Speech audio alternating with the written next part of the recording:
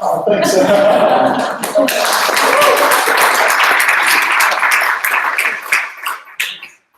Well, thank you so much, Ingrid. This has been a really enlightening, inspiring day so far for me, seeing all the work that you've done to create community here.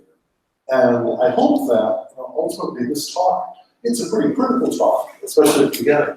But where I hope I can take it is toward a vision of something more positive in terms of how technology is developing, how it can be regulated, how civil society can inform what's going on with our digital lives, which are increasingly our lives. Increasingly, there's not really a divide. The digital is taking over so much.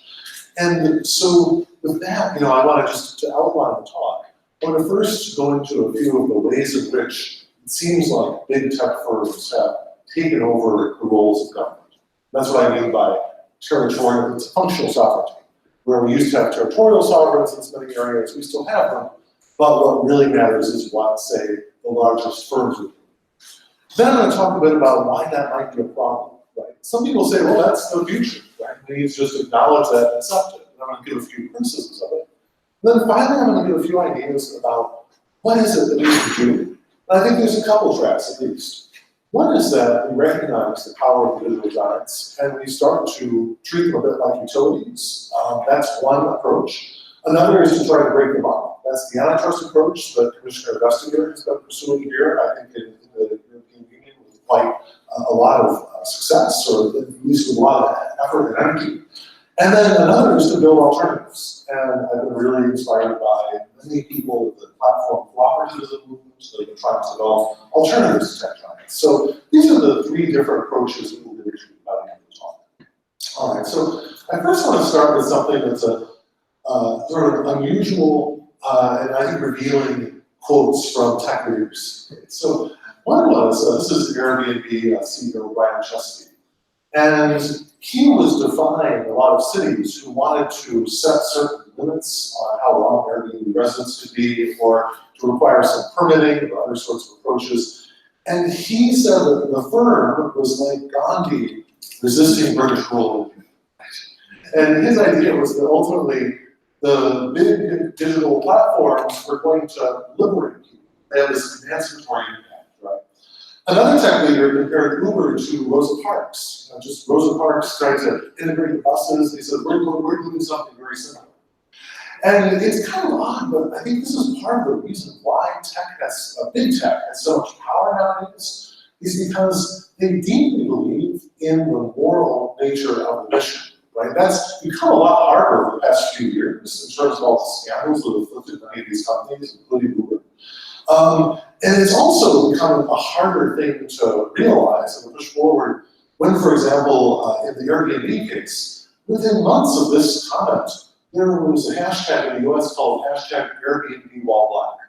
And it was all stories of people in minority groups who said, particularly African Americans in the US, who said, I tried to rent on Airbnb, but somehow mysteriously, as soon as they see my face, they reject my rental application. And Airbnb, to its credit, actually has tried to address and confront this type of discrimination. But what they haven't done is often they are fighting direct government regulation of themselves, right? And Uber in particular is another good example. I mean, Uber on one level is providing a lot of different cars, and the community, those who are disabled, really appreciates that. But they've also fought to keep themselves from being regulated by, in the US, the Americans with Disabilities Act, or other acts that regulate and try to promote the well-being of the disabled. And so part of the questions I want to ask here is, can we take these companies at face value when they say we are trying to be emancipatory and liberatory if they don't accept the regulation that other firms are accepting, right? And that's where I think that the fundamental principle here is one of trying to develop a level playing field. Right? It's one where we can't just allow some firms to be regulated and others not to. I don't think the answer is that the level playing field should be leveling down and having no sort of protection of civil rights, no protection for the disabled, etc. So then the question becomes, how do we extend that regulation in a positive way, in a flexible way, to the sharing economy, the so-called sharing economy, the gig work, etc. Now, Before I began with that idea about how regulation could apply, I think we've got to acknowledge that there are at least two very pervasive views of platforms. And the conventional view that I think dominates groups like the OECD, a lot of people at the top of technocratic governments, a lot of antitrust authorities, competition law authorities, is that platforms like B&B, Uber, to the extent that Google was like an ad platform, Facebook, other big firms, Amazon, but these platforms are promoting fairer labor markets by allowing low-cost entry, right? That's one way you can think about some of these platforms. And you can also say that they gain their massive market share because of the quality of their service. Okay? And that when we try to limit them, when the government tries to limit them, that's not a good idea because consumers have chosen them. That's the PR spin right now. And it's certainly something that has some value in reality, in the sense that there are a lot of consumers that are choosing these platforms. But on the other hand, what we also have to realize is that simultaneously with these advantages, there are massive disadvantages that are happening, right? One of these being that platforms really promote precarious work arrangements because they reduce the bargaining power of workers. There's a very interesting political economist at MIT, Jason Jackson, and he has commented on the way in which in the 50s and 60s, labor was often really well organized and it could demand things, and consumers were disorganized. And what the platform economy does, I think, on a fundamental scale, is it's reversing that. It's saying consumers, we're going to really organize you to put the pressure on, say, drivers, even journalists. You can see that in respect to like Google News or YouTube or other sort of platforms like that. You're going to really organize consumers to put the pressure on producers. But then the producers are sort of disorganized. They don't really have a common voice to sort of assert their own interests. And I think part of the new political economy of these platforms has to be, all right, we were out of balance perhaps a little bit earlier. Now we're out of balance another way. How do we restore that balance? How do we restore that balance between producers and consumers without having sort of an ability of the platforms sort of organize and to overwhelm the interests of a lot of workers and others in our economy? Now, one of the things that's going on here in terms of the platforms and big tech with respect to government is a pincer movement, okay? And they're sort of coming in on both sides. One is to say that we need to have public cooperation in terms of technical assistance to government and supplying expertise on AI, data management, etc. Those are important things, right? And sometimes they can be done very well. I think particularly today, there was a report released by the AI Now Institute, which is largely supported by firms like Microsoft and Google, which has very good concrete recommendations for regulation of AI. That I think is a positive thing. But simultaneously, there's often a private rivalry that lobbies to change or limit the goals of government, right? On one side, we see in public cooperation an effort to say, we respect the legitimately elected individuals that are trying to advance the interests of the community. We're trying to support what they're doing and to serve society and public. But on the other side, there's this rivalry which involves lobbying to change or limit the goals of government. So for example, in New York, there was a very interesting development where when Bill de Blasio, the mayor of New York City, tried to impose certain types of limits on Uber, people found that when they searched on the app for a car nearby, they would get a message that said, if de Blasio's rules go through, you'll be waiting 25 to 40 minutes. Right? And this is something where this is a huge amount of power to have as a firm. Right? And who knows if that's really accurate or not? A lot of people would say, well, that's our political speech, you can't stop us, etc. But on the other hand, there's got to be a concern that when a company is so powerful and has that pervasive influence, that there'd be some recognition of that public role, and there'd be some effort to meet government halfway, particularly as we start to learn that some of these ride-sharing networks are overwhelming the streets, causing a lot of congestion, right? So even if you put aside all of my concerns about workers, about other elements of potential unfairness in the gig economy, you still have to confront the fact that we're seeing a growing level of congestion due to some of these firms, and there's got to be some coordinated response to them. They can't just sort of govern it themselves because to them, they just want to see more and more profits very often. They don't have a larger social vision in mind. Now, one of the ironies here is that there are a lot of folks that are saying, we don't need the state, right? A lot of the companies involved here, big tech says, we can solve the problem on our own. But the irony here is that, as Mariana Mazzucato has shown, I think her work is just brilliant. Her book, The Entrepreneurial State, I highly recommend to everyone.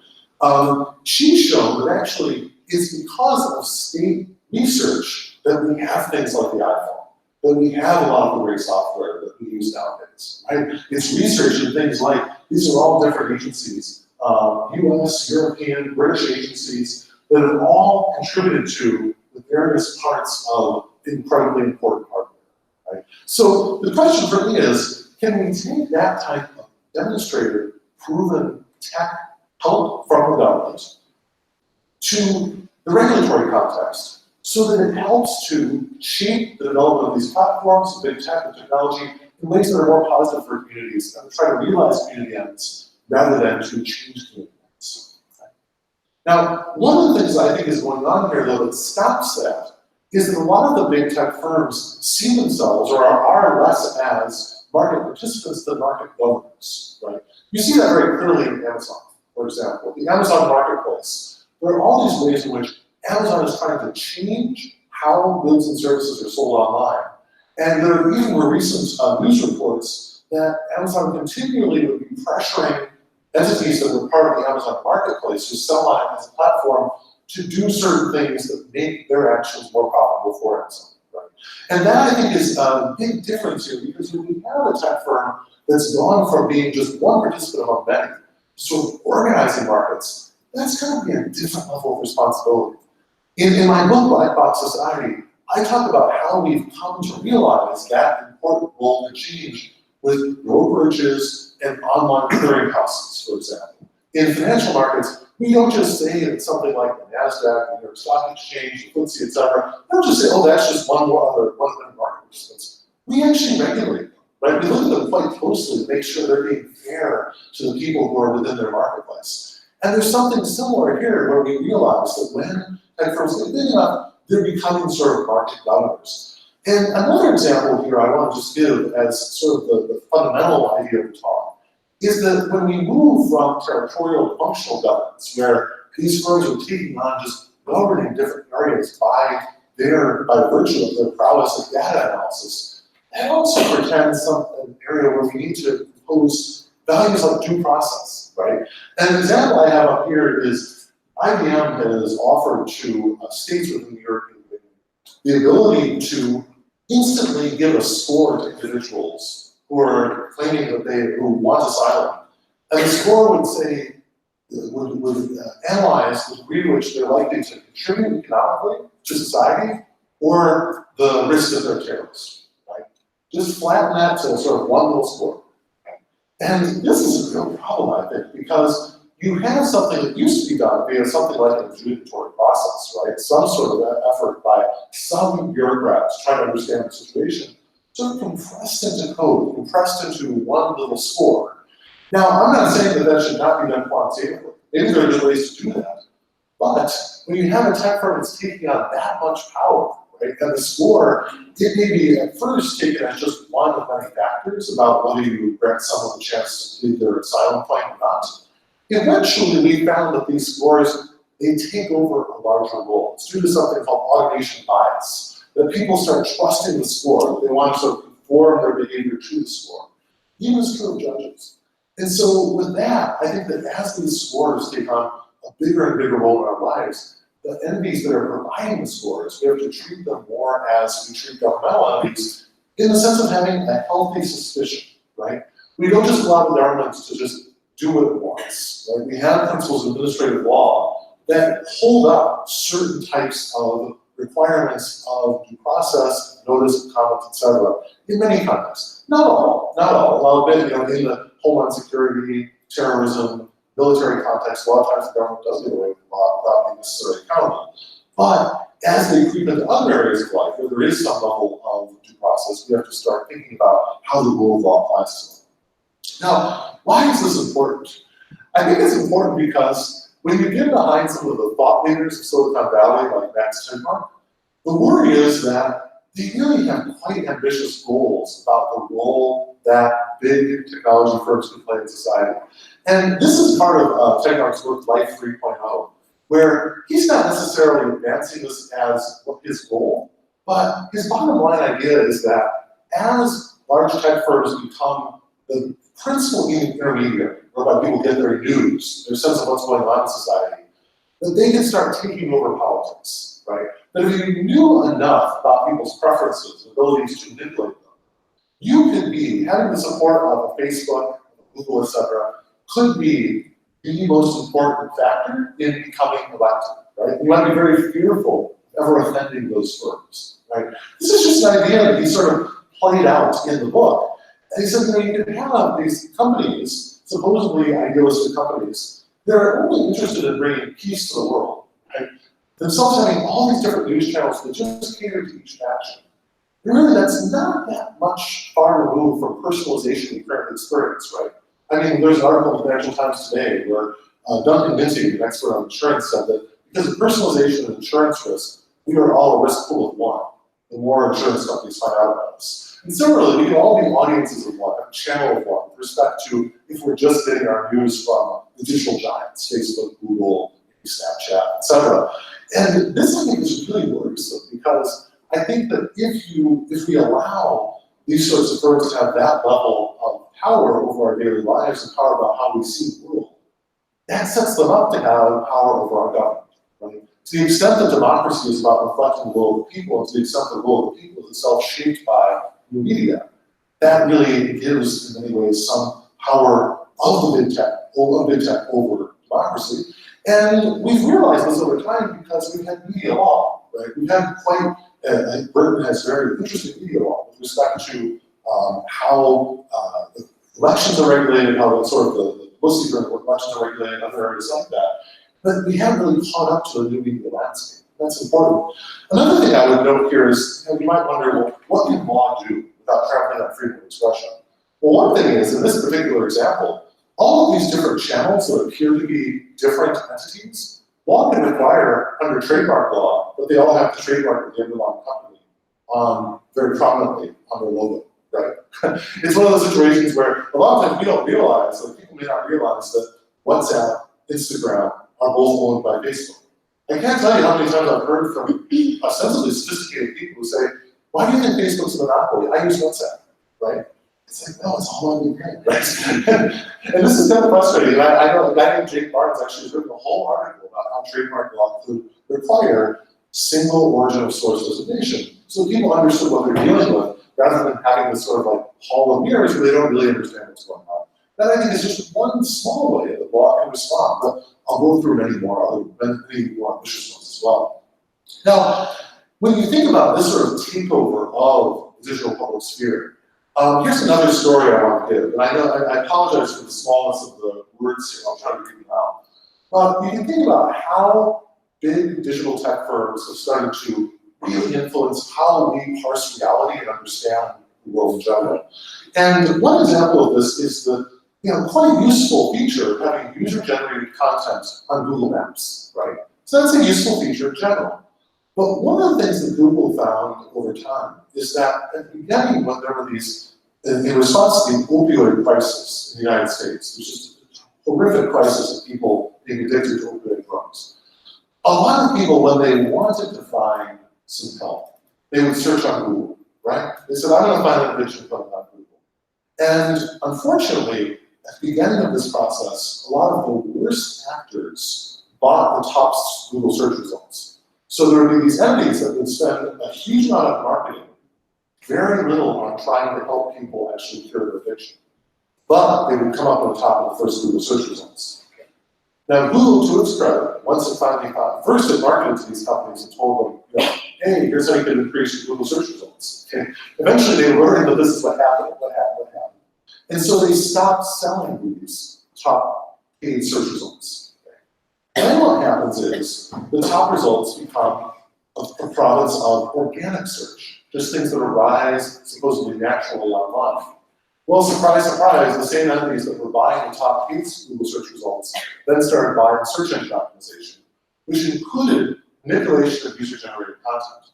And what this is an example of is you have some supposed local guy that says, this is the best detox center ever. I'm so happy I had the opportunity to come to such a beautiful drug detox center. I didn't know that beauty was sort of categorized here for ranking and rating them, but anyway, that is what the review. And then someone else comes on and says, this doesn't even exist. What's going on here is it's a center that people in Florida had set up as a fake center to lure people in Las Vegas to their bad centers. Their centers that really were not investing much in addiction treatment. And this is a long-standing problem in competition law called the problem of absentee ownership. I think one of the things we've kind of seen in digital life online is that some of these companies have become so big, they've taken on so many functions, right? You normally think, who would be referring me to a drug detox center? And I'd love to ask them questions to find out, like, in Britain, like, where is that social role, right? It used to be, perhaps in the US, you'd have an insurance company that might lead you to one. Maybe you'd have a trusted local area agency on aging that might be one. Maybe people might go to civil society groups, to a church or something like that. They could all get that type of help from someone. But here you just have a digital algorithm, and data, and potentially any sort of person with either good or bad motive informing it. And that's what's the evidence. And I think the problem here is that as this functional governance is taking over, it could be over a relatively small area of life, right? A small area of life of helping people, but a very critical area of life, helping people find help when they're at their lowest ebb, when they're most vulnerable. That's why I think we need to think about how is this governance working, and are there ways to regulate it, to better inform it, to do it better? And I'm hoping that ultimately Google will learn here from the way it dealt with medical problems. A few years back, there was a lot of stories about people trying to find medical advice on Google and getting taken in by terrible advice. Google at first thought, hey, we're just a conduit, whatever's the first thing that comes up, it's not our responsibility, it's just we're trying to organize the web, there's going to be some mistakes. Eventually what they did is they partnered with experts from the Mayo Clinic, and they said this is a very prominent clinic in the United States, and they started developing these cards that would at least not get people into big trouble if they say they have a headache or something like that and trying to find the best online. I think there's a lesson there in terms of how we can make this governance more democratic by bringing more people in, bringing experts in, doing some more rather than just allowing it to be sort of taken over by big tech firms. Now, another example of this, I would say, is the automated public sphere. And I actually have an article I recently published called The Automated Public Sphere, where if we extend the lesson that I just had in the last slide to the public sphere in general, the last slide was a very specific example of search. This is a much more concrete one. Now, you had on Facebook, on Twitter, on other of these areas where people are getting a lot of fake news, etc., a lot of really bizarrely fake news, right? I mean, I just sort of blacked out. This one is quite attention grabbing because it shows someone actually being injected with a microchip, right? And the other one sort of shows this idea that maybe Hillary is killing people. I don't know, And it's this fake news problem. There was even a European Paddle Oxford group on fake news recently. It's quite controversial, right? Because you have a lot of people that generate fake news calling all the other news fake news. But I think that we've got to sort of grapple with this. We've got to think very seriously about what type of society are we living in where functions that used to be served by editors or by others who were sort of trusted journalists or people that had more of a sense of the professional responsibility and the provision of information are again being either taken over by technology firms or being taken over by algorithms that may not necessarily be accountable to anyone at any given time, right? Ultimately, they're accountable, but we have to, I think more deeply about, are there ways of trying to introduce some professional principles, other principles in these types of realms? Because if we don't, we're effectively ceding governance. And again, this is not an area where I'm saying the government needs to take over the press or the new media or anything like that. But I am saying that for many decades, we've had at least some guardrails on certain of these processes. And we have to find ways to restore these guardrails, I think, because otherwise there's a functional sovereignty problem that will really take root with respect to the public sphere. Now, this is part of, again, the revenue shifts, right? If we look at the ways in which revenue has shifted from the media to Google and Facebook, and this comes from the Carpe Diem blog, this is a huge problem in terms of, is there really going to be the resources to report the news, right? And I think that's and to do it in a professional way. And I think there's another way in which the money matters and who controls the money matters. And to the extent that we could have some level of shifting back of resources perhaps some fair share. Some of these companies, like Google and Facebook, are starting to invest in local news, but they take it as an idea of charity, not necessarily one of justice. And that's part, again, of how we get back from the realm of functional sovereignty, I think, to one where territories can exercise more sovereign control over their own future. Now, I'll give another example that I think is kind of a fun one, which is chatbot lawyers, right? So one of the things we've recently heard about is that there are some innovators who say, hey, we don't really need attorneys. We can give you an app that will allow you to, for example, sue any entity that breached your data that allows your data to be lost in breach for $25,000 in the US, right? And then it takes, what's kind of funny about this is that the legal community in the US often is quite enthusiastic about this. It takes the people in the tech community, like those in TechCrunch, to say, hey, wait a second, you're overclaiming me, right? You can't really do that. And I think this is an area where the courts are notoriously slow, unresponsive, ineffective in dealing with smaller claims. And there are some really good moves that have been made in legal innovation and disruption to try to bring justice to more people more cheaply. But I have to worry though, because I see too often the sort of startup mindset of move fast and break things means that a lot of these firms are over-promising and under-delivering, right? They're promising things, but they aren't necessarily delivering or able to deliver what's being promised. Another example I would give is that, the only reason why the firm that's mentioned here, the chatbot lawyer here, can operate is, at least in the US, one of the key things that they do is they have terms of service, where the users disclaim any problems that might occur. So let's say that let's say that something bad happens to me, right? I end up using the app, I sue Equifax, one of these companies, and then they sue me back, and I lose a ton of money because I have frivolous claim, right? Now, in the US, there are at least some rules with respect to the use of the courts whereby a lawyer cannot shift the risk of the litigation onto his client unless the client has another lawyer review the agreement to shift the risk. Okay? So that's really hard to do, right? It's really hard as a lawyer to say, hey, I'm just going to shift all the risk to you. If I mess up, yeah, it's your problem. And by the way, if you mess up at all, you have to pay me. It's a hard thing to do as a lawyer, right? Because you're supposed to have a certain fiduciary duty. But what some of these tech firms do is they say, well, in terms of service, just shift the risk. So we're giving this to you for free, and so, hey, it's free. How can you blame us? And that's an argument. You might say, well, let people make that bargain. But on the other hand, there's also, I think, quite a coherent argument to say that individuals deserve to have services where they can rely on the service to take some responsibility, as opposed to having it shifted back to them. Now, part of all of this problem of, I think, functional sovereignty in these different areas, where firms are trying to take over traditionally governmental roles, is that we live in a world of digital capitalism where there's automation overreach, right? And I think this automation overreach is not merely a problem of allowing digital capitalism to enable too much power to accumulate in tech and finance firms, but it's also one that I think could undermine the macro economy.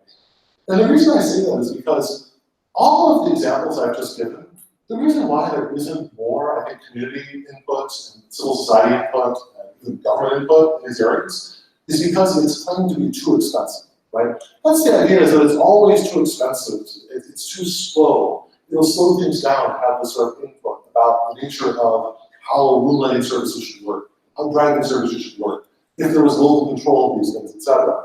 Too slow, doesn't scale, et cetera. But the problem here, I think, is that there's a real issue of if we automate too many services too fast, you end up with a paradox of thrift, where things get cheaper, but the cheapening of these services is not really helping it. It reduces purchasing power, and then people can't purchase other services, and then it leads to sort of what Keynes called paradox of thrift. And this is, I think, a big worry that we have to think in a macroeconomic context about these AI issues. I'm currently writing a book called New Laws of Robotics. It's about these AI problems in education, healthcare, and other fields. And the ultimate goal, though, has to be something more positive. And I think that really we need to encourage a lot of investment in automation in many of these areas where it's not getting enough energy right now, right? I think in many areas like drug development, infrastructure maintenance, et cetera, we need better robots. I mean, if you've ever seen the New York City subway system, you know of what I speak. But there's many problems in terms of our infrastructure that could really be solved, I think, by encouraging the investment in automation.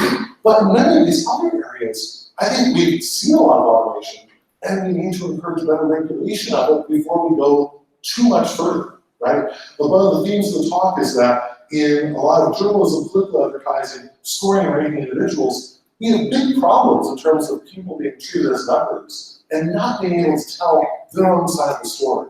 And I feel that that sort of regulation is going to be quite helpful in trying to democratize the future development of tech. I can give further examples. I've not had it in the slides here, but mental health care is another example where I think there's a lot of pressure among insurers to say get people into cognitive behavioral therapy via an app. And they say, well, we can replace all these expensive drugs or expensive psychotherapists with a $2.99 app. But what we've also seen, and even there's an NHS app library to this effect, but we've seen that there's a real lack of an evidence base. And that again is an area where we should be a bit more, I think, cautious about ceding authority. It used to be vested, say, in state medical boards, other types of boards, in tech alternatives. Now, the tension in economic policy, I think, is this one. And it is one where we have a certain level of disruptive ideas and idealism that says we have to make services cheaper by automating them. But we also have the problem of people saying automation is killing all the jobs.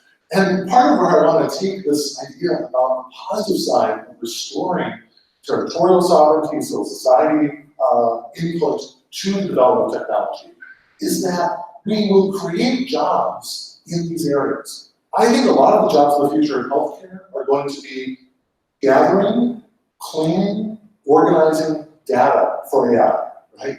Now data wrangling, it's often called like data janitorial work. It's dismissed as data wrangling, but it's actually a really important goal if we want AI to work in any of these areas. And that's going to lead to, I think, more jobs. But it's only going to lead to more jobs, I think, if we have the proper regulatory infrastructure in place. It's going to make it more profitable and more advantageous to firms to do these things well and with community input, as opposed to fast and cheap without community input. Just a few more ideas here. And I think this ultimately comes down to, this is an image of the future in Ready Player One, right? Now I don't know if anyone's seen this movie, it's about sort of a virtual reality future where everything is done online.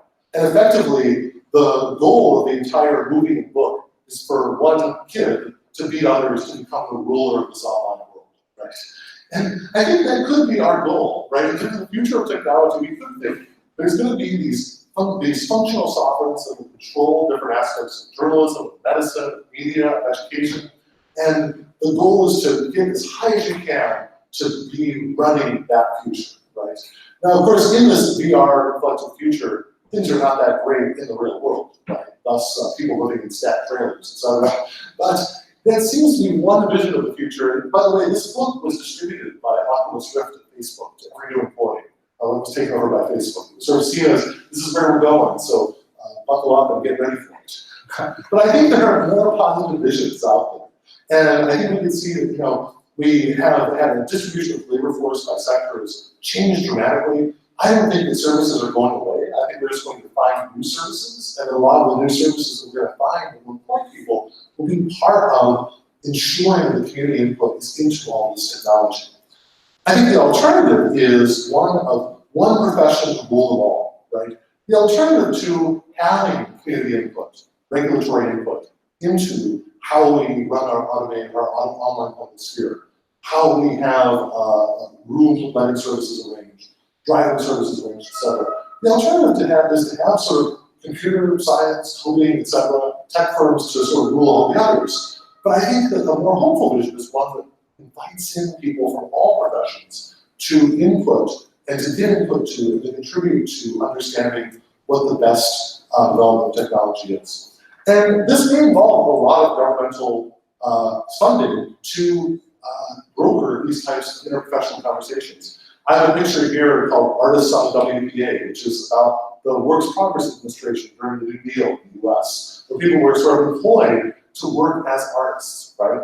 And you might think, looking online at YouTube at the content available. But the future of being an artist is basically going to have to find a patron and have that patron pay you, right?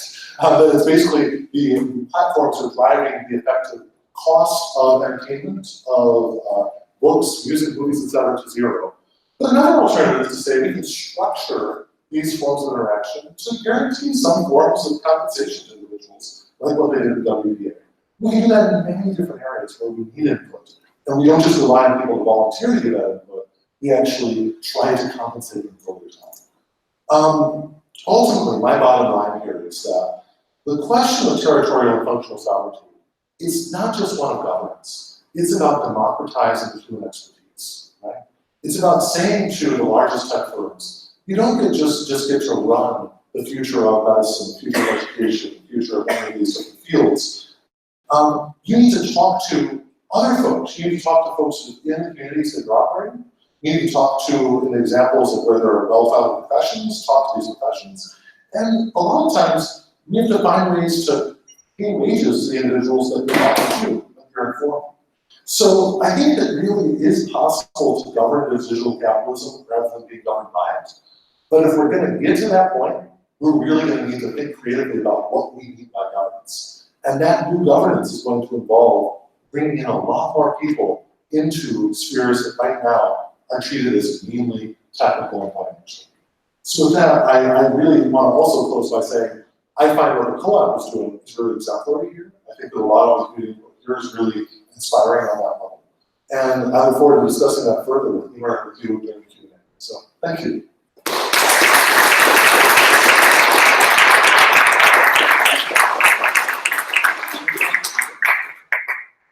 Great, thanks so much for that one. So, I just have a couple of questions to ask you, not too hard. You mentioned Black Box Society, obviously, which was published, I think, in 2015. Yes. So I just wondered if whether you shared more of the audience a bit more about the book, but also what it was like to be at the cutting edge of that, because it obviously predated all of the interventions in democracy that we've seen subsequently.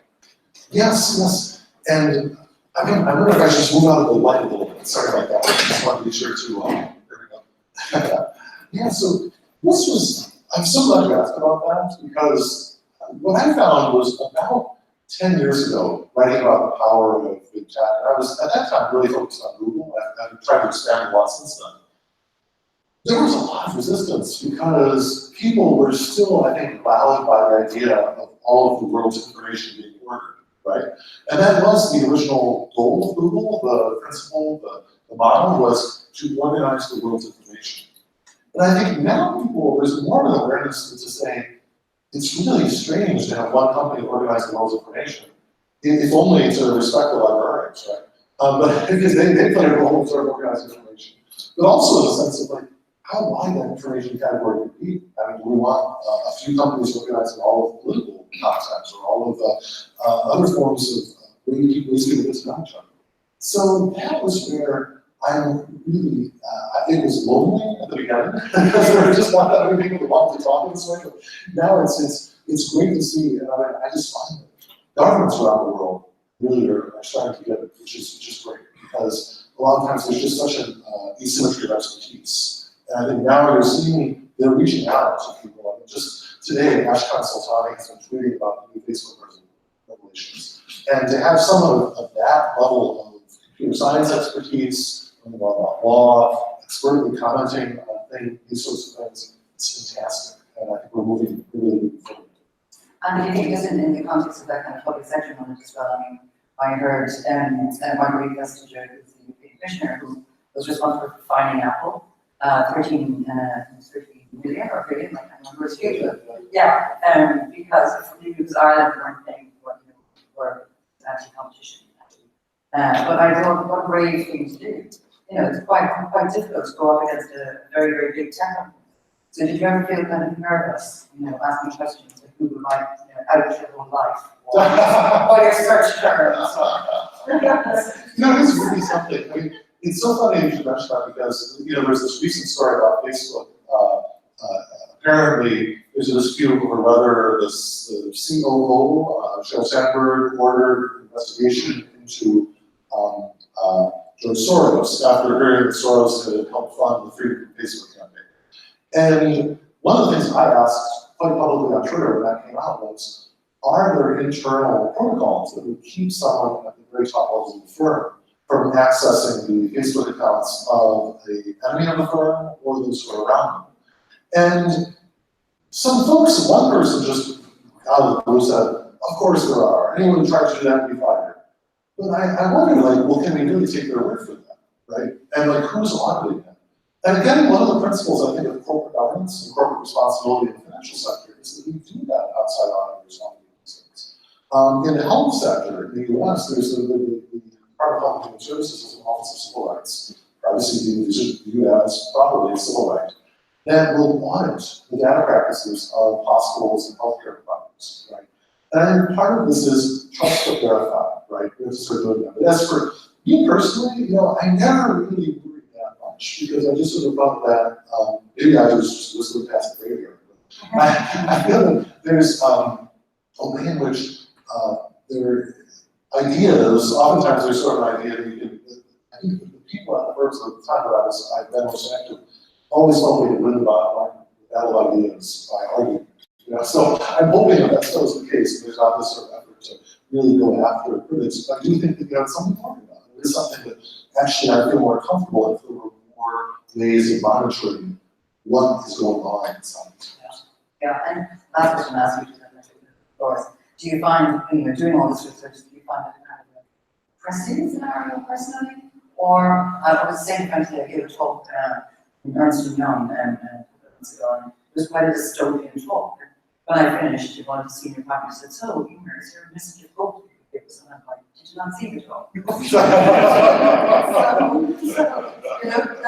affect you not really feel that it's, where we're going in society? Do you take a more dystopian view, or are you not just by nature? I think that, certain things certainly are moving in a pretty dystopian direction in a lot of ways. I think that's a huge problem. I think that, the more agonizing thing to me is the potential for tragic choices, right? And I mean, I was recently in dialogue with someone who's a huge fan of the Chinese government. And I've been all very critical of the social credit scoring system. And I've been getting, first of all, a lot of flack about the social credit scoring system because people say, hey, the US is just like that. The credit score determines everything. I'm like, yeah, I was writing about that 10 years ago, I know. But I was like, but I think on the other side, it really is important to, the worry I have is that if there is an argument that the Chinese society says, we are choosing this as a society to kind of score that ranks and rates people on all aspects of your conduct. And we think that's a way to sort of lock in a certain mode of economic activity and cultural particularity. That's something I really worry a lot about. And I think that's a tragic choice to contemplate as to whether there are certain ways of being that are not really compatible with that type of commitment. But ultimately, what I hope I can accomplish is that among folks that do share an idea that we need to have a certain level of human spontaneity, of creativity, of unwatched time, of unscored time, of ability to be outside of the camera, of constant data valence and constant sort of nudging in one direction or another. But there is a critical mass of people that believes in that. And I think that there's a very large global community that believes in that. And that's where I go on. Right, thank you. Just want to open up the floor. Any questions?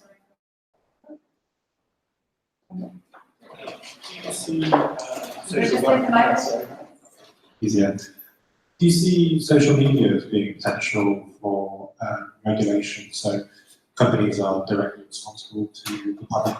If we don't like something and there's outrage, they quickly change what they're doing. Whereas traditionally with regulation from politicians, either politicians could be bought or it takes 4 years to actually get a change because they don't care unless it's election season. Right. So I recently read an article by Renee Resta on this website called Ribbon Farm. It goes in exactly that direction. She was arguing that if you're concerned about Russian influence on elections, certainly it appears that there are lots of Russian online influence campaigns, often in a pretty fascist direction, or at least in a very strange direction, or ones that people wouldn't necessarily agree with if they knew the source of the news. And I think that, and Jeanette DeResta says that ultimately Government just doesn't understand what's going on inside the platform. It's way too slow. And the only way you would ultimately be able to really effectively deal with foreign election interference is to cede that regulatory role to platforms themselves. I can't go that far though, because I feel like there has to be at least some level of understanding by the public or its deputies of what's going on these platforms, right? Because otherwise we leave open the possibility, like we had that 10 mark example like you can talk, sort of manipulation of the public sphere by these sorts of firms. So I think it ultimately has to be cooperative, right? It has to be, and to give an example of this, in the US, there's this false advertising law that says you can't falsely advertise. And when first there were people resisting it who said, well, what's falsity, right? I mean, advertising is all about kind of shading your claim in a certain way. Well, what they ended up doing is that they delegated a lot of the first round of these cases to the Better Business Bureau, a civil society group, to mediate between the entity that was accused and the entity that was the accuser. And 95% of those cases were resolved in the mediation stage, right? It was often someone who was complaining that they were being defamed by a rival in comparative advertising, something like that. So building on those types of examples, we can find ways to bring in people that know and understand, but I can't see letting the companies themselves alone do it, because as they're organized now, they're not responsible to us, they're responsible to the shareholders and bondholders. Right? And you have to restructure, I think, before I be comfortable going in that direction. By the way, there is someone trying to do that. I think the guy named Nathan Schneider recently launched a campaign for the users to buy Twitter. I think we all chipped in $15 or something. We go. Just like that.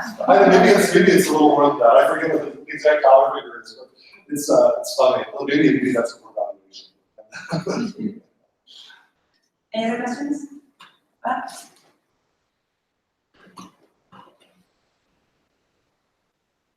One of the news stories that came out, I think, in the last 12 months was Amazon are planning to open new facilities somewhere in America. They basically got towns to compete against each other and then just pick the one that they wanted anyway. Isn't there a danger that with the big tech companies, and you talk about going from territory to functional sovereignty, that actually they are outside of the country's control? So if they don't get what they want from the UK government, they'll go over the water to Ireland and just set up an island. Or if they don't get what they want in America, they go to Russia. Because the internet's there, they can pretty much do whatever the hell they like. How do we actually get democratic control over that? Right. Thank you for the great question. I think that really gets to the core problem. When we have all very large multinational corporations, particularly ones with a lot of assets that are intangible, like we shifted almost anywhere, or shifted by legal fictions almost anywhere. Right? I mean, it's not as if the critical data algorithms of that are actually in Ireland or the Netherlands or the Cayman Islands. It's just that some people sign certain paperwork that says the government's going to treat them as being treated that way.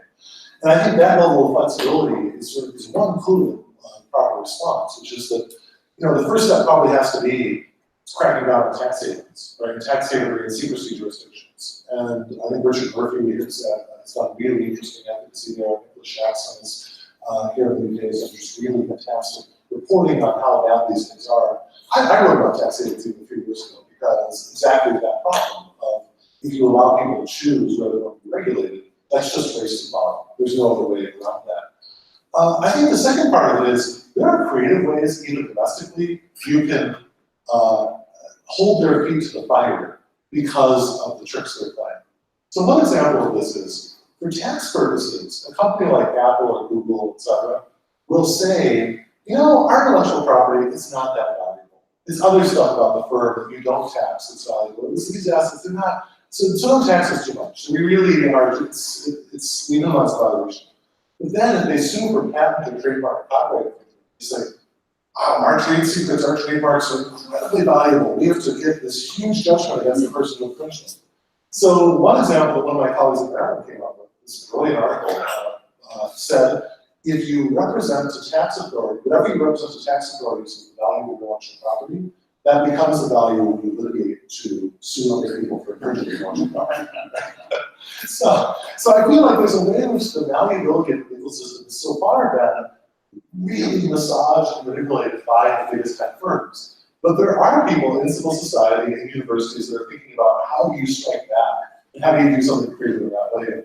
And a lot of my time I spend, going over these very long larger articles, trying to figure out how can you translate that into a policy proposal that somebody in a ministry or in a commission could actually apply. So it's going to be a slow, hard slog because we've lost so much power already. But I do have some hope there. Good, that's what we said. So I'm sure everybody in the room is familiar that we have Amazon moving in next door. So short of continuously opening the windows, how do you think we should best engage with them, Federation as a community?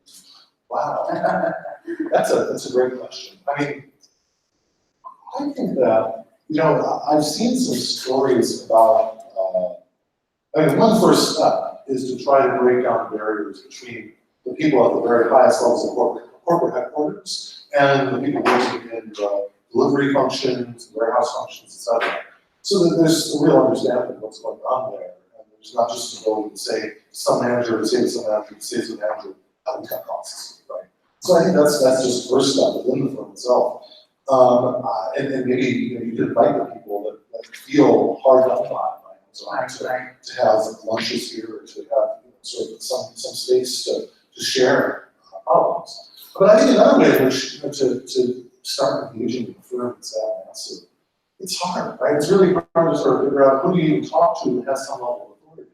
Because people might even worry if I talk to you, am I then stigmatizing the firm, right? But fortunately, I think one of the things that's been good about this AI Institute and some of the people within Microsoft and Google who are working on fairness, accountability, transparency, in machine learning, is that they're starting to realize that they've got to be part of the conversation, right? And so I think maybe the example there is that if you look at how some of these big tech firms are even now investing in the shaping of the future of tech ethics, that can go too far, that can water down tech ethics, but it also at least is getting them to start thinking about it. I mean, I will say, to Google's credit, they had meetings in their London headquarters a few years ago. They had quite a spirited conversation about what was going on there, and sort of what was the proper, what type of data practices going on. And I think it's now reflected in these very dramatic statements by, I think, hundreds of engineers that they don't want to work on Dragonfly, the Chinese search engine, and that's all positive steps as well. Okay? Question like that? Okay, hi. My name is Masai Williams. I'm from Leeds. I came from the East Coast, but 2 stages to set up last night. Basically, it's a bit of a weird one. I mentioned accountability, personal accountability. Where we give out children smartphones, BBC Panorama, and what was the one it's even-handed. What's your view on the new smartphones that are coming, the chips are coming next year, which have to be reliably informed about real AI, machine learning, not sending it back to the cloud, and being reliably informed that is definitely on the cards in the next 12 months, not sooner. And I just think we've all said race to the bottom. I know so many people who 5, 10, 15 years ago were saying, if it's free, if it's not free, you're not being sold, and it's all come to pass. I've got people in the industry who don't work anymore with those people directly in the same organization. I was in one of the convention marketing agencies in the UK, Southern Media. I used to work for them like 8 or 10 years ago, and even people who taught me, some of the people who taught me the fundamentals, some of the things, I can't believe it. So glad there's more than 30 people here. I'm so glad because I was actually shocked when I saw such a big name coming up like this. Me, 10 years down the road, no longer working in the industry. I've worked in it for like 8 years. Well, I mean, it would be rude to actually not come. We are actually all being consumed, bought and traded. Back to you. I mean, I think the way that you're articulating the question of like people being turned into commodities is a really smart way of getting people to understand the stakes, right? Because the stakes really are very high. And I like to dramatize it. The whole reason why I'm writing this robots book is because I've thought about data collection as a way of replacing people. It's literally a monster in your pocket. Real life, if it's going to be real life, not living and breathing, but if it's going to be an actual AI on a chip in your phone with this 10 chips working together, I know that because it's Friday, and they're saying that it can't be done. But I would say, Android here, don't just come back to Android. I hated that book. but I would say, until I tried it, I hated it. Now, after 2 or 3 years, I'll go back. unless you're rooting it, unless you're totally voting it down, there's too much going on. There's far too much going on to just give away. Like it says, the BBC, the panorama program, that kind of smartphones, dopamine receptors, all the gaming industry, it's all one big grinding hop with itself. And it's just a machine, really, isn't it? Well, I mean, this is a very, well, I don't know. But I think, yeah, I definitely want to talk afterwards about the issues here, because I think that there's a new one by Brett Frischman and Solomon called Re-Engineering Humanity, which goes in exactly that sort of direction. It's a highly philosophical work, it's pretty challenging in the sense that it really tries to question what are our fundamental wants, and are they being shaped by technology as opposed to technology certainties? It's Maslow's hierarchy of needs, rather. It's needs that we should be worried about. I mentioned, I cautioned the fella today, he knew what he was doing, but he was doing it positive. Word need and must and things like that, just in our language. Our language should surely be shaped by. I want to make sure, sorry to interrupt, but I just want to make sure that we give opportunities for everybody else to ask some more questions. Thanks very much. Any other questions in the audience? Yeah. Sorry. No. Just in the culture where we have people saying, I've got nothing to hide, how do we go about combating, or not even combating, but explaining to people that we have everything to hide? That's a very powerful question. And I think that one example I saw recently was the research of Eric Horowitz on correlations between mass movements and Parkinson's disease. It turns out that the Bing search engine, which really doesn't even have nearly as much data as Google does, has correlated certain movements. This is data they've said is all anonymized. Microsoft says anonymized, but they have data about how you move your mouse, and then they have a set of people who have searched for Parkinson's disease in a way highly suggestive that they have Parkinson's disease. And it turns out that the movements of your mouse start slowing down in ways that are imperceptible to a human, but they can be monitored by a machine. 6 months before you start searching, you get the diagnosis of Parkinson's, right? So that's a way in which we are sort of all subtly sending off these signals that are themselves totally unknown to us, right? I may be a person that has Parkinson's, but I never even try to never mention it online, right? I may say, I really don't want to have my life insurance go up, or whatever it might be. But then just the telltale mouse, right? And I think that's and this is a problem, I think, that that's one way in which we can communicate the stakes. Again, this great column in the FT today by John Gavin talked all about sort of the uses or misuses of by insurers of this type of data. And that gives people a sense, I think, that we are all emitting certain signals of vulnerability all the time. And then coming to grips with that, sometimes it might be kind of overwhelming, right? It's a depressing one, right? In terms of and that's one where, one does feel almost overwhelmed by it in terms of, and maybe you should be overwhelmed in terms of trying to protect your own data, right? But as a collectivity, trying to stop the worst uses of data, that means we've got to try all the harder in that function, in that case. Go ahead. Hi. I just want to ask you whether you think that we are fundamentally naive when we start thinking of, a lot of people here, myself included, bought into this idea that the clay shirky, here comes everybody, the democratization of experience, everybody sharing with each other, obviously the situation where we are now.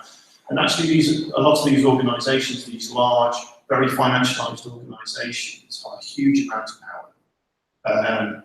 So Google wants to document everything, they want to be evil, and actually you find it's an ad selling industry.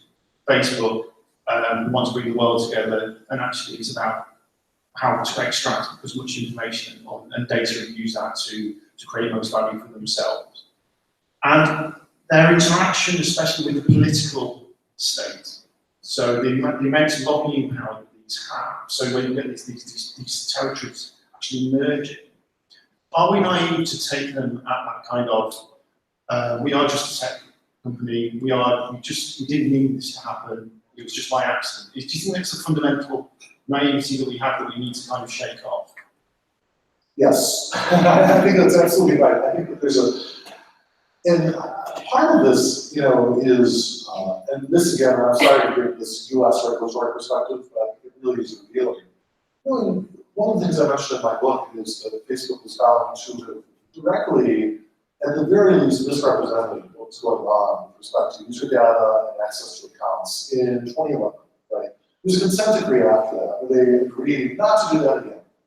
And apparently, the way the consent decree was monitored was that a monitor that was suitable or that Facebook sort of felt was fine, was chosen as a monitor by the Federal Trade Commission in the US. They would write these reports, but then when public reports came out, tons of the parts were redacted. And it turns out that Facebook really looks like it really was not following, at the very least, the spirit, perhaps the letter of that consent agreement. And could possibly be on the hook for billions of dollars of fines had it, because it found adjudicated not to. But they found a way to get the consent to the reports on their behavior to give them a clean bill of health, right? And I think that this example is where we have to start thinking, maybe this isn't a firm that's just a bunch of idealistic young people trying to change the world. Maybe this is a group of people that is extremely lawyered up to the gills, has the sharpest legal and policy advice possible, and has the most powerful lobbying connections possible, and is part of the entity that really should be regulated, right? And I guess that's where you really need to figure out a fundamental challenge from my perspective, because I've tried to portray a future where there could be cooperation and mutual sort of regard among these entities. Whereas the problem now is one of capture, right? We now know that the Democratic majority leader's daughter works, minority leader in Senate in the US works for Facebook, that minority leader went and sort of pressured other senators not to question Facebook, et cetera. And that's something quite worrisome. There's another thing called Google Transparency Project that sort of looks at how Google is into government and out of government, et cetera. So all of those things are really worrisome. And this whole Amazon debacle is quite something too, right? Having these cities and towns competing, giving away huge amounts of data about their future plans, just to be told, oh yeah, it's going to be in Washington and not these places, right? So you're absolutely right. I think we now got to the age where these firms are much more like big banks than they are like just small idealistic startups. Sorry, this person who allowed to you that next time. Yeah, so a question about fake news. Yeah. I think like everybody's become their own PR agent now. They click of a button, they can send something viral if it looks onto the right people. So it's competition for the mainstream news. If it's not the right agenda, if it doesn't fit, I can give an example. Not so long ago, Elon Musk, for example, he did an interview, he got hired. That moment, if he didn't get hired, was 2 minutes of a 2.5-hour interview.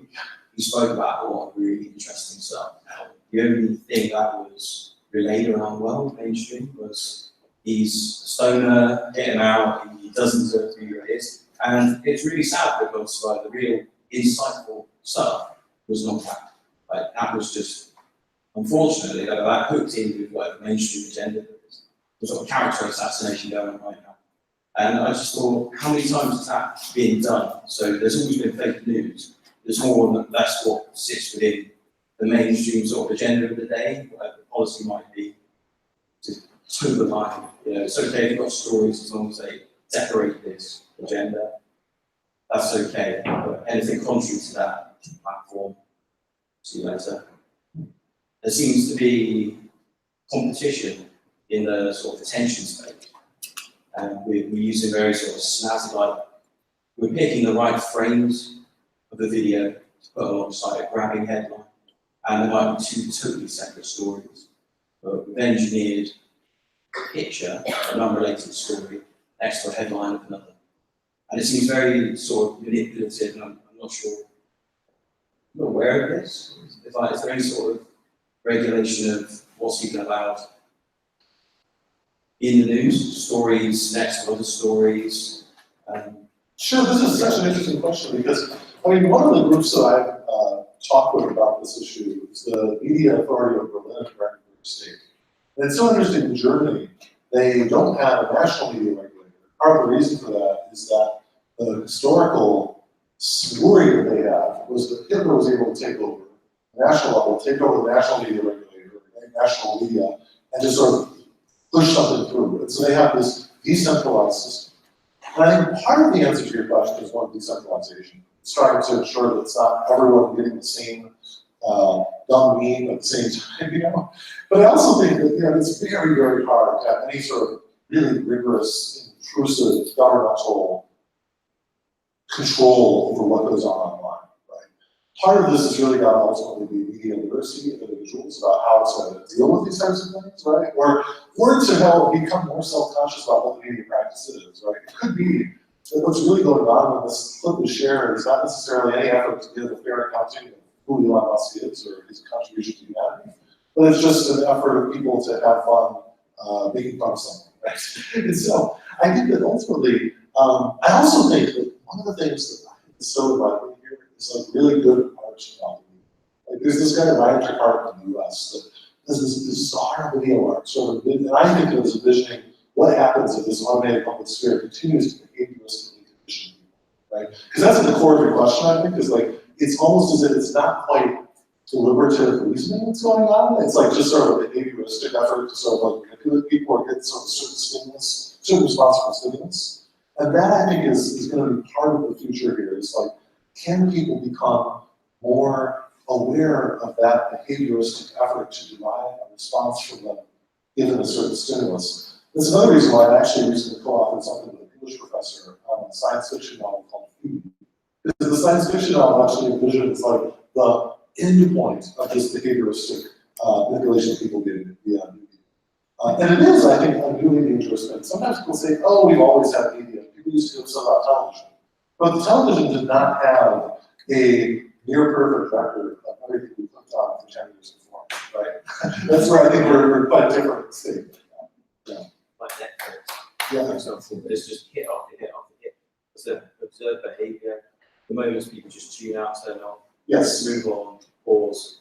And that's one where, you know, there might be a place for actually stopping certain data collection. You know, there's an interesting, I would respect a policy that said, we don't want TVs that record people watching TV, right? Because this is actually, there was a law that was proposed in the US Congress called the Your TV is Watching You Act, which was meant to protect people who were inadvertently recorded by other people's TVs. So these smart TVs are saying, hey, we can make a certain action film that will always give you the action you want. We'll check how much your pupils got at every frame of TV. We'll just keep feeding you endless action sequences, perhaps not even with real actors, but sort of like made up by virtual reality actors, right? Now, I don't think that's really a great technological advance, right? I think that's quite scary. So I think that, you know, if we had a policy that said, you can't do that, it'd be great. Unfortunately, that policy won't be in America, because we have a crazy 2011 Supreme Court ruling called Adams versus Sorrell, which grants entities a First Amendment right not to have opt-in data logs if they're surveilling people. So this is like this, we have some really, another example where very bad law can track societies in very bad directions. I think there are no more of that. Lots of questions. Yeah, we're gonna take them together. Yeah. So, thank you so much for your talk. I run a charity that is an online charity that helps women experiencing domestic abuse around the world, and we provide resources online. So actually, works with me on it. And I'm constantly asked about, why are you on Facebook? Why are you still on Facebook? Why are all your volunteers organizing on Facebook? You know, all the problems with Facebook. And you know, we have to be there all day because everyone's there unless we capture volunteers. And secondly, a lot of the women that we reach out to find us through Facebook and Google, so we have to be really active there, right? We're thinking about users. But then we've been thinking about how we can be more ethical about it, while staying in that, how we use our power as there. So we've been trying to engage with Facebook for a while and create, you know, the different forums that we have. And I feel like that's my way of being in the digital capitalism and then trying to be an entrepreneur.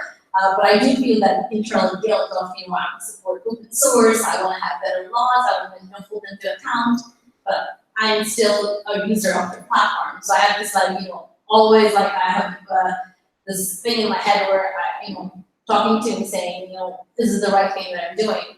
So I'm just curious, I know there's no right answer to this, but I would be very curious to know about your perspective, you know. do you stay within these platforms and their communities and fight them from within, by adding power to their base, or do you fight them from outside? I love that question. Can I just respond? Yeah, that's- Sorry.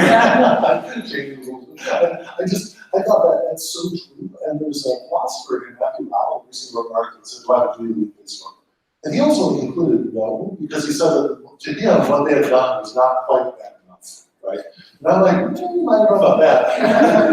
I think that there is a rationale, and I'm on it as well. I'm on it because, I mean, I just have so many people on this track that I'm not on it.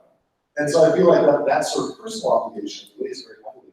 But part of one reform plan by a guy named Mercedes Sadowski is to split the social function of Facebook from its news function. Wouldn't that be interesting? If I could just decide I only want to see like things from my family, I don't want to see any news or anything like that. I don't want to see that. I just want to force myself to look at other things for that.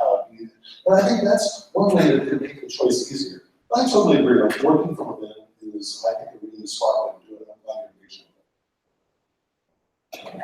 with it. For me, just a really quick sort of, just going back to your point about emails and emails movements and the Parkinson's anecdote.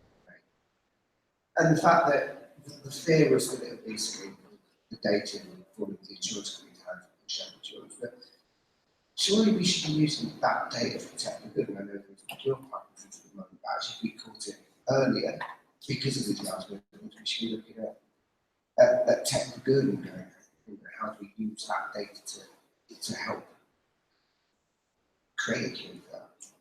Well, I completely agree with that. And I think that part of trying to use like that mouse data to give people a little warning, I mean, the holy grail would be something like, your heart pattern now shows that you're probably 6 hours from a heart attack or something like that. If you have that sort of data, that could really stroke where treatments, rapid treatments, utterly of the essence. Yeah, I mean, we need to get there. I think that the way we get there is by giving people more confidence that if they give up their data, that it won't be used against them in certain ways. Right? But I think right now, the problem is, like, I have a friend that always says, why are people so upset about their genes? There's genetic information, not discrimination. I'm like, that is a very limited act, right? That's really limited. I'm not quite aware, I'm not nearly as aware of the European and British laws as I should be, but I have a sense here as well, there's not really ironclad protection that might be necessary. Maybe there's the social foundation that would allow that type of sharing. But I think that's one of the keys, is getting to that point, because I'm passionately interested in improving my own care, giving people better sense of what works for us. One last one. Final question? As we know, the United States doesn't have the same type of general data protection regulation that we enjoy in the UK and Europe. But recently, we've heard statements from some of the tech giants, at least, saying that they would actually support the introduction of a federal data protection law in the USA. And I wonder how we should view that. This is another one of those tragic choices. So there are people I deeply respect who say that we could get a national level data law that would require these entities to be fiduciaries, that is to treat our data with a certain level of respect and concern for our well-being. And the price of that would be to get rid of all the state laws. They'd say, we don't have to deal with 50 state laws now, we're just going to have one federal law, and that would be a common data protection law for the US. The worry I have, though, is I feel like there's just too much history of them getting a law at the federal level that preempts all the state laws, and the law at the federal level that's either has lots of loopholes, or is just going to be not administered. And that's one of the problems with the pathology of the US political system. Is that we have, at least in the Republican Party, a real, it used to be, I feel, that the Republican Party would be less regulatory, they would be regulatory. They took seriously the obligation to enforce the laws when they were in power. Now, there are many areas of the government where they don't.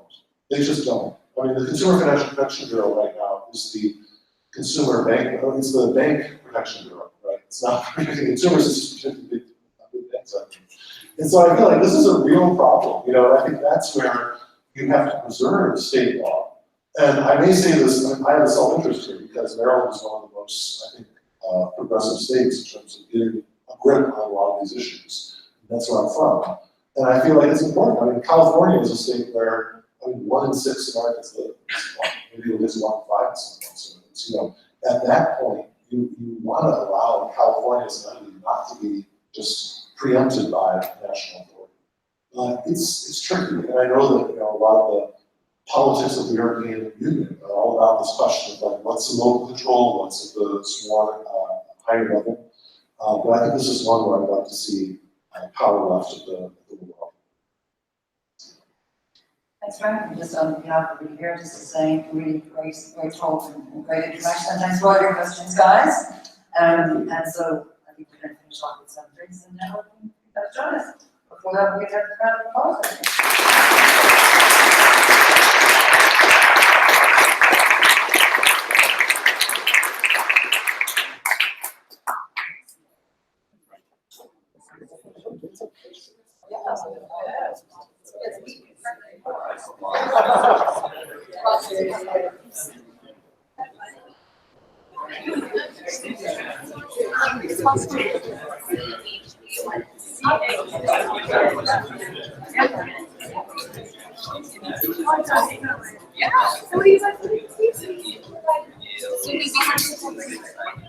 Yeah, so more like online resources, like self-help, like information, things like how to get the course, how to click